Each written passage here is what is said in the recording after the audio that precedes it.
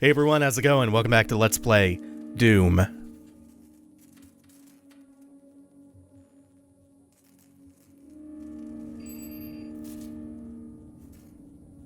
Hello, I am Vega, the sentient intelligence assigned to Mars.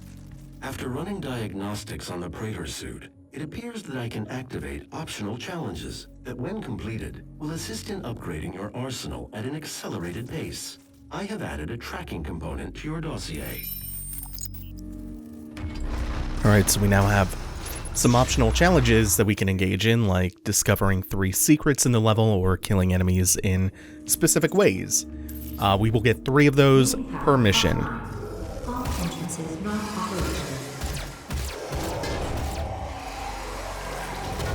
Also, that just now was Vega, who is the AI of the UAC here on Mars. Vega is going to be a constant presence, along with Samuel. In fact, those two, along with one other character, are going to drive forward most of the exposition, and then we'll also get occasional additional lore dumps through codex entries, which, if you guys want, you can go through at your own pace. I'm not really going to spend a lot of time going through the codex entries for weapons and environments and enemies.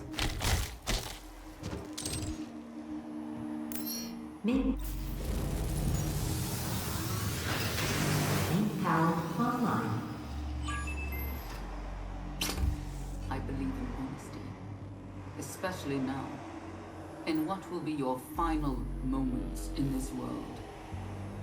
All the rumors, the human sacrifices, the hell, the demons, it's all true.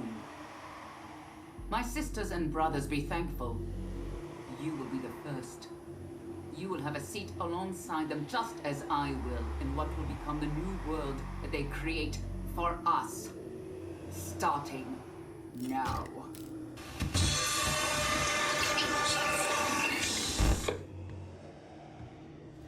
Up here, we're going to find our first secret of the level. This one is just for nice 25 armor pickup. Secret nonetheless, so it does count towards the challenge. So we're 1 out of 3 now. And we get a really early auto map for this level as well.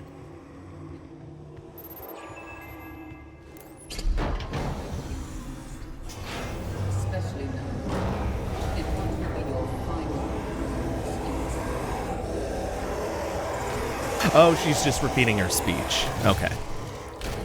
So that's Olivia Pierce. She's a little bit like Malcolm from Doom 3, but less poorly characterized, so kind of a less shitty Malcolm. You'll find a lot of things in Doom 2016 are like non-shitty versions of things from Doom 3.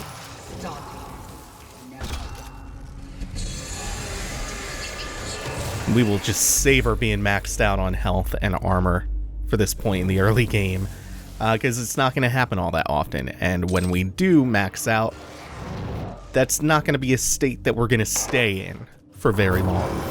As you've seen by now, everything's very... Oh, I can't back up. Something small behind me. Hello, little imp. Try to sandwich me in this room with the possessed engineer, the possessed zombie who had the explosive red barrel lodged in his chest. They are kind of suicide bombers. Very minor new enemy variant version of the possessed. So we've seen the possessed soldiers, we've seen the regular possessed, now the possessed engineers, and I think we will get the possessed, oh god, this shield guys, I don't remember their names. I think we'll get those by the end of this level. We don't have to worry about the engineers too much, though. They don't come up all that often, and you usually get a nice, large window of time to work with when they actually do come up. They very rarely sneak up on you. If you do ignore them, or if you do kind of tunnel vision and let them sneak up on you, they can wreak a lot of havoc. Oh, and just like that, we're at low health. So it always behooves you to be searching the environment, to be going after glory kills, and to just stay on the move. This is not a game with regenerating health, as is the Doom tradition. That is to say, no regenerating health is the tradition. And again, damage is going to come often. You're going to put yourself at risk often, so you're just going to want to stay mobile. And it's almost Bloodborne-esque in that it encourages you to trade a lot. You don't have a rally system, but the glory kill system may as well be that rally. It's a lot of give and take. Take damage, give damage. When you kill enemies, they'll often drop just a little bit of health.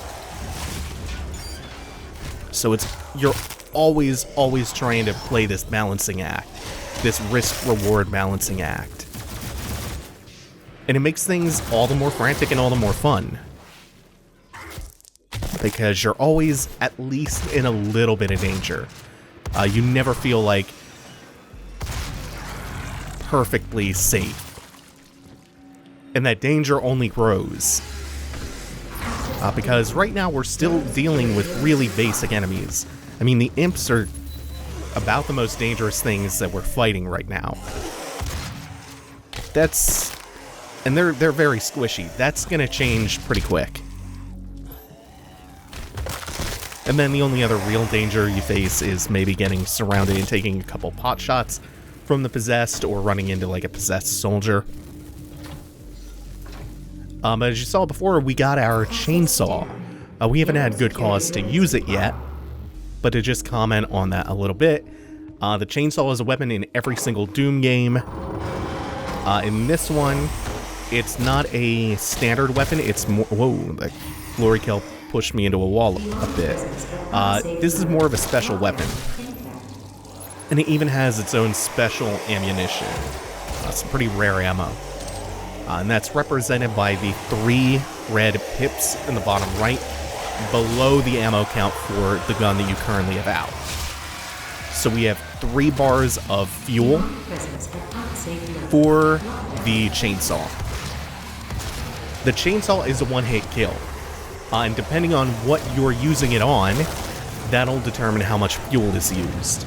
So against these really weak enemies, imps and small possessed and stuff like that, it'll only cost 1 pip of fuel. For a more medium-sized and more dangerous enemy, it'll cost 3. And for the largest and most dangerous non-boss enemies, it'll cost 5 bars. So we can't even do that yet. We cannot even if we were to run into something like that. You have to upgrade your ammo capacity before you can actually even pick enough fuel up in order to one-shot those types of enemies. But for maybe a couple of things we'll run into next mission, some medium-sized enemies. If we want, we'll be able to one-shot those. And there's another really important function of the chainsaw in this game. It's actually rather vital. When you kill enemies with the chainsaw in Doom 2016, they drop a fountain of ammo. So you can use it as an escape button to get out of trouble, or if you're running dry on your other ammo pickups, you can just chainsaw an enemy down like that, and you get a massive amount of ammo. You'll get ammo for pretty much everything.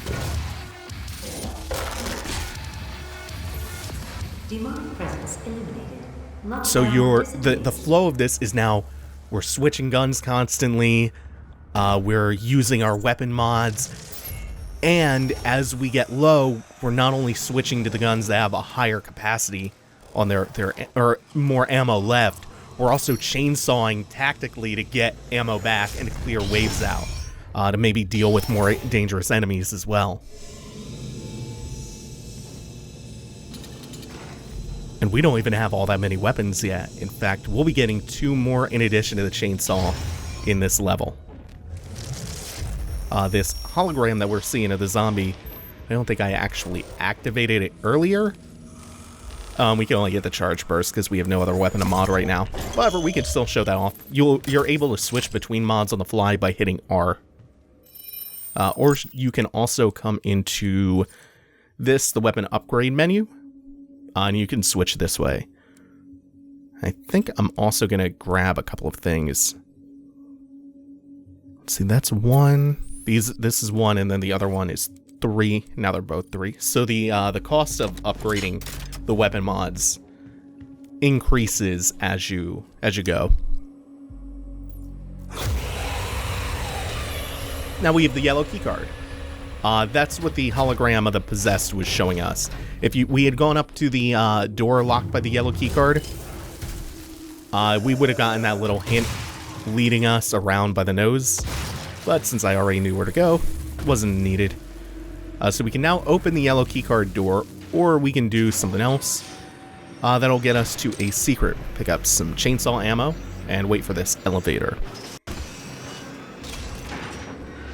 By the way, like with FF9, you're going to be hearing me talk a lot about this game's soundtrack because it is incredible. And there are some really good stories about its making. And the first one actually relates to the chainsaw that we picked up before. The main menu music is a song called Hellwalker. First off, that is an arrangement that calls back to Doom 2, the main theme of Doom 2, that is, as well as a song from Knee Deep in the Dead, the E1 M8 theme, Phobos Anomaly. And this is my favorite shit ever. The guitar progression in Hellwalker is done with a synthesized, distorted chainsaw noise. Dude, Mick Gordon is the best. Mick Gordon, by the way, also did the soundtrack for Killer Instinct, which is one of my favorite game soundtracks ever. So we now have this plasma rifle. We have it nice and early. There's yet another secret. There is another plasma rifle that we can get later on in the game, but now we have this good and early. The feel of the plasma rifle is a little bit weird, and I think that's the main reason why it took so long for me to actually like it. It took time for it to grow on me. But the plasma rifle is really strong. It's a rapid-fire weapon. The projectiles are huge, so you can really spray with it. You can kind of spray and pray. But the best thing about the plasma rifle is not even its primary fire. It has one of the most useful utility modules that you can get in the entire game. It has a stunning EMP blast, and I think its other module is a heat blast. But its EMP is terrific.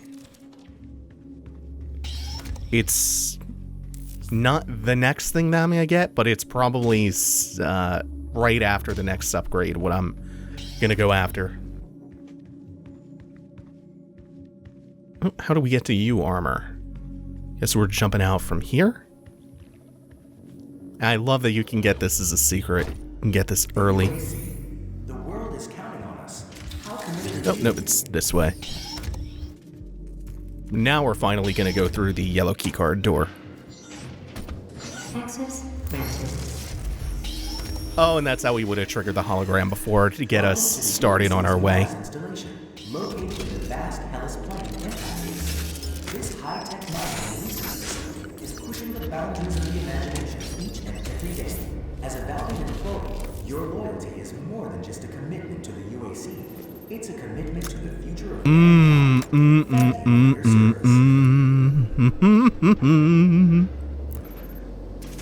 Look at this big, beautiful gun. Oh, hey, I forgot there was a weapon wheel in this game. You can either choose your weapon from the weapon wheel or just 1, 2, 3, 4, 5, 6, 7, etc. on the keyboard. Every weapon is bound to a specific number key.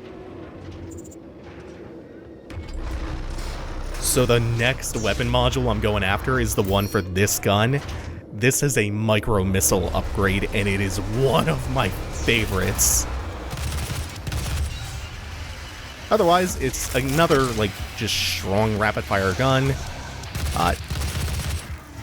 Projectiles are so fast that may as well be hit scan. It's not quite, there's still a projectile, just a super fast travel time.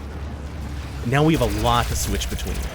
So our effective ammo count has skyrocketed. And note that the guns don't all share the same ammo types. It's really important to keep in mind. So you get low on shotgun, boom, you can just switch over to, oh, hey, this is the Berserker Powerup. No worrying about ammo right now. But yeah, you get low on your shotgun, you just switch over. Oh!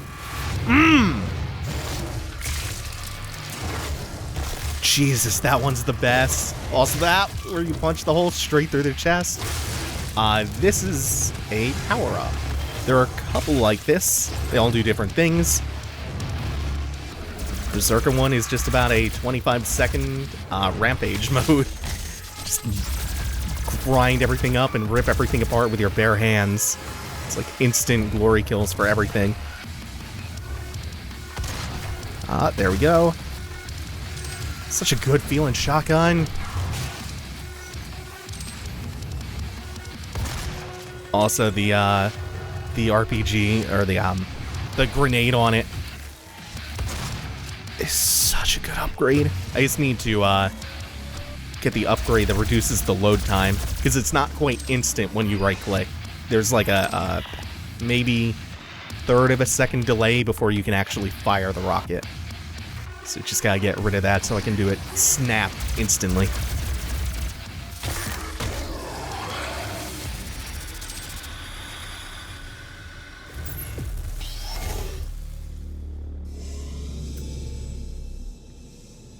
So there is another way to get up to where we're going, but since I'm already here, I think this is now faster.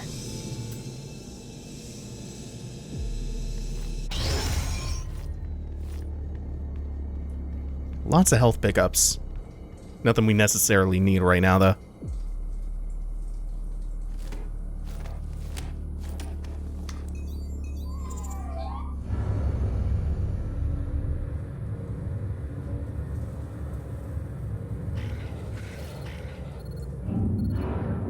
I'm blocking your access to the facility scanner.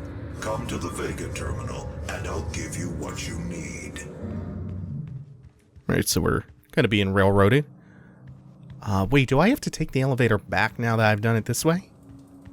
Because the other way you would drop into this room from up here, but oh yeah, you can't reach that. Yeah, so even if I came down that way, I would still have to take the elevator back.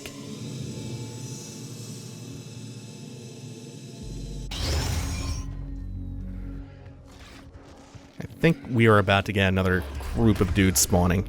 In fact, yeah. Doesn't seem... Oh no, I have to go around this way. And then climb somewhere around here. There it is. Yeah, it doesn't seem like they're going to lock me out just for enemies being around. So we'll let them find their way to me. And this is how you would drop into that room the other way. Oh, yeah! You can see down, kind of opaque at the bottom.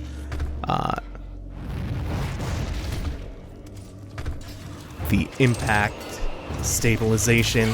Oh shit, here we go. So we ran into one of these shielded possessed when we had the Berserker Powerup activated. By the way, those power-ups do not appear often. They are real pains in the ass. They're like shit, what are they called? The shielded enemies in Halo. The shield is not complete. There is a small gap in the side that you can shoot. You can also shoot grenades or explosives behind them. Or you can just kind of circle strafe them, but it's dangerous to do that because they have shotguns.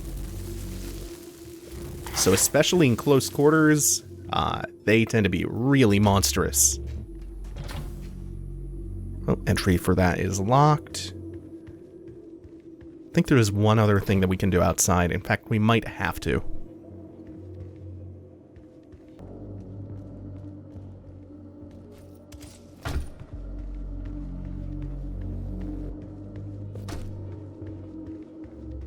Oh, there we go. I kept having a hard time finding the path around to this. That crane that extended earlier. Oops, almost fell over the edge. Oh, is that just for... I thought there was a switch or a panel up here. I didn't realize it was just for armor. Either way, we needed it. Oh shit, I think I missed something inside to progress. Well, that was a waste of like 3 or 5 minutes? 3 to 5? Something like that. Alright, let's see what I missed in here. This is still locked. Anything on this? Sometimes I forget these things. Oh, shit. Yeah. I forget panels sometimes. Whoa. Hello, possessed soldier. Still, yeah. Do we have a shielded guy in here? Not so far. I suspect we're getting one of them pretty soon. So may as well burn up a bunch of this ammo anyway. I think I just saw out of the corner of my eye. Oh no, that was just a bunch of possessed zombies. Oh, here you are. Yeah, I see how there's a gap. But it's not necessarily the easiest to get damage in through it.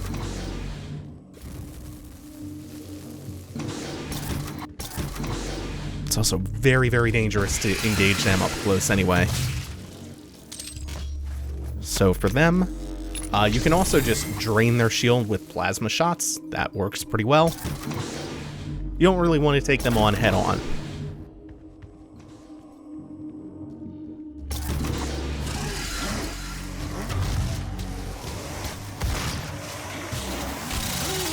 Unless you're gonna refill your ammo with the chainsaw anyway. Hey, that works pretty well.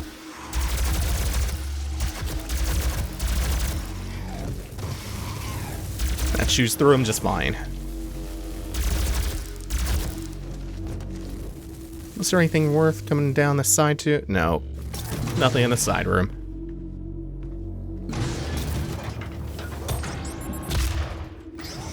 Herp. It's a gift. Take it. It will give you strength, help you on your journey, if you can withstand the power surge.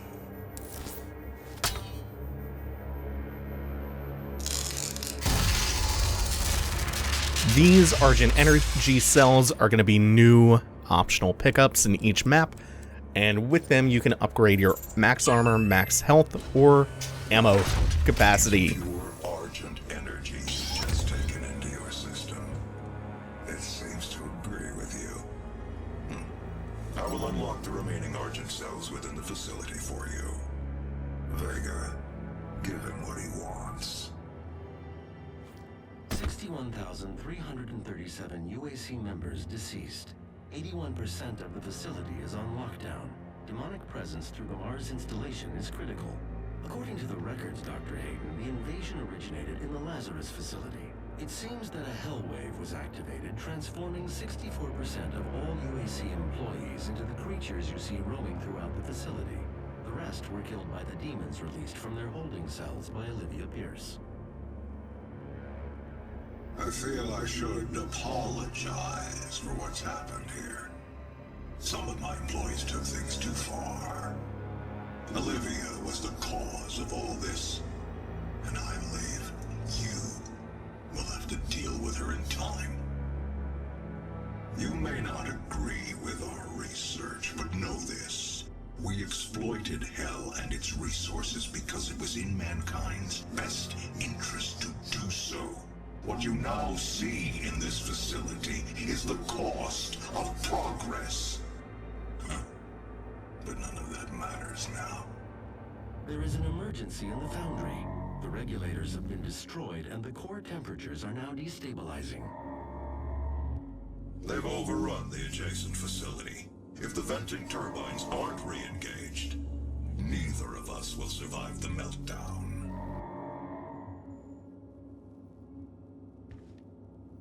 Also, the nice thing about upgrading your ammo capacity with the Argent Cells is that it completely refills all of your ammo.